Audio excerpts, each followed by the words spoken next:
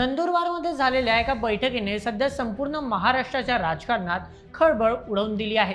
कारण उपमुख्यमंत्री एकनाथ शिंदे यांचे पुत्र आणि शिवसेनेचे खासदार डॉक्टर श्रीकांत शिंदे यांनी नंदुरबार दौऱ्यात कार्यकर्त्यांना आता थेट संदेश दिलाय, ज्यामुळे महायुतीतील राजकीय समीकरणांवरच प्रश्नचिन्ह निर्माण झाले आहेत। विशेष म्हणजे या महत्त्वाच्या बैठकीत आमदार चंद्रकांत रघुवंशी यांचीही प्रमुख उपस्थिती होती। आता अशा प्रकारे नंदुरबारमधून पक्ष संघटना अधिक मजबूत करण्याचा निर्धार व्यक्त करण्यात आला।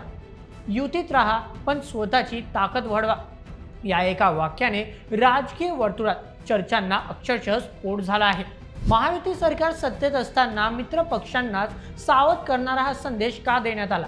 नंदुरबारमधूनच डॉक्टर श्रीकांत शिंदे यांनी संघटना बांधणीचा हा नवा मंत्र का दिला? आणि आमदार चंद्रकांत रघुवंशी यांच्या उपस्थितीत झालेल्या या सभेत आगामी स्थानिक स्वराज्य संस्था आणि भविष्यातील जागा वाटपाचे कोणते संकेत दडले आहेत? तर चला, नंदुरबारमधून सुरू झालेल्या या मोठ्या राजकीय घडामोडीचे आणि डॉक्टर श्रीकांत शिंदे यांनी केलेल्या वक्तव्याचे संपूर्ण राजकीय विश्लेषण सविस्तर पद्धतीने जाणून घेऊयात आजच्या या व्हिडिओमध्ये। या संपूर्ण प्रकरणाचा जर आपण सखोल अभ्यास केला तर आपल्या लक्षात येईल की हा इशारा केवळ एका भाषणापुरता मर्यादित नाही। नंदुरबार आणि जळगाव सारख्या जिल्ह्यांमध्ये स्थानिक पातळीवर भाजप आणि शिवसेना यांच्यात अनेकदा राजकीय वर्चस्वाची लढाई पाहायला मिळते। अलीकडच्या काळात नंदुरबार नगरपालिकेत काही स्थानिक वाद आणि कत्तलखान्याच्या दुरुस्तीच्या मुद्द्यावर भाजप आणि शिवसेना शिंदे गटमध्ये उघडपणे रणकंदन माजलं होतं, जिथे शिवसेनेला स्थानिक पातळीवर AIMIMची साथ घ्यावी लागली होती।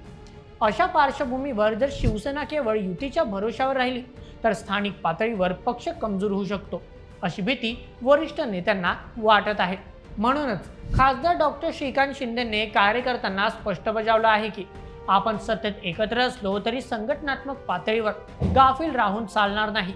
जर प्रत्येक गावात आणि बूथवर शिवसेनेचा कार्यकर्ता मजबूत नसेल तर येणाऱ्या काळात जागा वाटप असो किंवा सत्तेचं गणित आपल्याला तडजोड करावी लागेल। युतीच्या राजकारणात स्वतःला अडकवून न घेता स्वतःची स्वतंत्र वोट बँक मजबूत करणे हाच एकमेव पर्याय आता पक्षासमोर आहे। या संवाद दौऱ्यामागे पक्षाची एक मोठी आणि पूर्वनियोजित योजना कार्यरत आहे। पक्षाच्या वरिष्ठ नेत्यांनी संपूर्ण महाराष्ट्रात संघटना बांधणीसाठी संपर्क मंत्री अभियान सुरू केले असून या अंतर्गत मोठे नेते वेगवेगळ्या जिल्ह्यांमध्ये जाऊन थेट जमिनीवरची परिस्थिती जाणून घेणार आहेत। डॉक्टर श्रीकांत शिंदे यांनी नंदुरबारमध्ये याच गोष्टीवर बोट ठेवला। त्यांनी सांगितलं की लाडकी बहीण योजना किंवा इतर कल्याणकारी सरकारी निर्णय लोकांपर्यंत पोहोचवण्याचे काम आपले कार्यकर्ते करत आहेत, परंतु त्याचं क्रेडिट केवळ सरकारला मिळवून चालणार नाही, तर ते थेट शिवसेना शिंदे गटाच्या खात्यात जमा झालं पाहिजे। जर जनतेला असं वाटलं की हे काम फक्त एका विशिष्ट मित्र पक्षाचं आहे तर उपमुख्यमंत्री एकनाथ शिंदे यांच्या नेतृत्वाखालील शिवसेनेच्या पदरात काहीच पडणार नाही। म्हणूनच युतीच्या गोंधळात आपली राजकीय ओळख पुसली जाऊ नये यासाठी कार्यकर्त्यांनी आक्रमकपणे पक्षाचा स्वतंत्र प्रचार केला पाहिजे आणि जास्तीत जास्त लोकांना थेट पक्षाशी जोडलं पाहिजे। या संपूर्ण राजकीय गणितातून आगामी स्थानिक स्वराज्य संस्थांच्या निवडणुकांचे नियोजन स्पष्ट होते। महाराष्ट्रात जिल्हा परिषदा, पंचायत समित्या आणि नगरपालिकांच्या निवडणुका बऱ्याच काळापासून प्रलंबित आहेत आणि जेव्हा कधी या निवडणुका लागतील तेव्हा तिकीट वाटपावरून महायुतीत मोठा पेच निर्माण होऊ शकतो।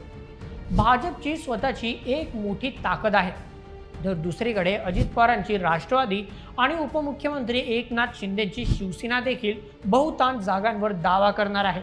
अशा वेळी ज्या पक्षांकडे जमिनीवर सगळ्यात जास्त कार्यकर्ते आणि संघटनात्मक ताकद असेल त्याला जागा वाटपात झुकतं माफ मिळेल। डॉक्टर श्रीकांत शिंदेने कार्यकर्त्यांना नेमकी हीच काळ्या दगडावरची रेख दाखवून दिली आहे की वरिष्ठ पातळीवर युती असली तरी खाली जमिनीवर आपल्याला प्रत्येक जागेसाठी सज्ज राहायचं आहे, अन्यथा आपले परंपरागत मतदार आणि कार्यकर्ते दुसऱ्या पक्षांकडे वळू शकतात, ज्यामुळे पक्षाचं आतोनात नुकसान होईल। शेवटी या घडामोडींचा सारांश हाच आहे की महाराष्ट्राचं राजकारण आता एका अत्यंत वेगळ्या वळणावर आलं असून वरून एकत्र दिसणारे पक्ष आतून मात्र आपली स्वतःची स्वतंत्र ताकद वाढवण्यासाठी प्रचंड मेहनत घेत आहे।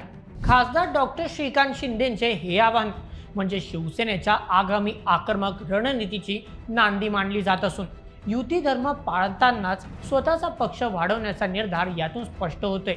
यामुळे आता भाजप आणि राष्ट्रवादी काँग्रेस या मित्र पक्षांची भूमिका काय असणार आणि उत्तर महाराष्ट्रात शिवसेना शिंदे गटाचा हा नवा फॉर्म्युला किती यशस्वी ठरणार हे पाहणे कमालीचे रंजक ठरणार आहे। तुम्हाला काय वाटतं, महायुतीत राहून पक्षाची स्वतंत्र ताकद वाढवणे शिवसेनेला शक्य होईल का? तुमच्या प्रतिक्रिया आम्हाला कमेंटमध्ये नक्की कळवा आणि अशाच व्हिडिओसाठी सबस्क्राईब करा बोल एमएचच्या यूट्यूब चॅनलला। धन्यवाद।